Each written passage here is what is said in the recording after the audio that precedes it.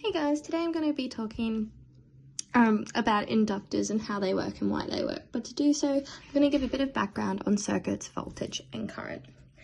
Electrical circuits are very simple ways to conduct electricity and create a path to power something. Examples you most likely would have seen are things including a small motor or a light bulb.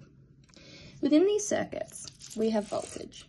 Voltage is the force of which electricity is pushed throughout the circuit, similar to when you turn on the water at your sink and it comes out slowly, or when you turn it up so it comes out faster. This is low voltage and this is high voltage. Current is how the electricity is flowing, how much electricity is flowing through the circuit itself. To put it into perspective, current is how much water is coming out of the tap, but not the force of which it is coming out.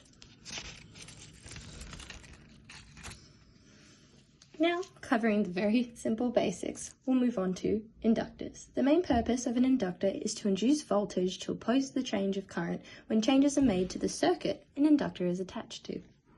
Let's break this into smaller parts to understand the overall function of an inductor.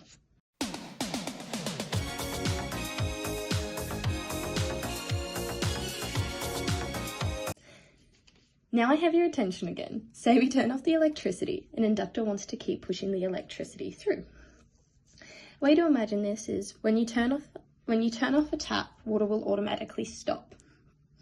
Water on, water off. However, if we add an inductor to the tap, it will keep producing water even once the tap is turned off, though the amount of water will start decreasing until water eventually stops coming out from the tap.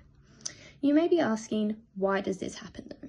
Simple. When an inductor is connected to a circuit, it looks like a bunch of little loops. The shape of an inductor helps store energy while the circuit is on. However, once a circuit is turned off, the energy is then expelled onto the tap or circuit, which means that it will keep pushing water through and out. However, the current is now off and is trying to oppose this. Therefore, water will continue to come out, but will slowly dissipate until there is no water coming out and turns off. In conclusion, inductors oppose current change and store energy to help do so. You also got Rick-rolled. Thank you.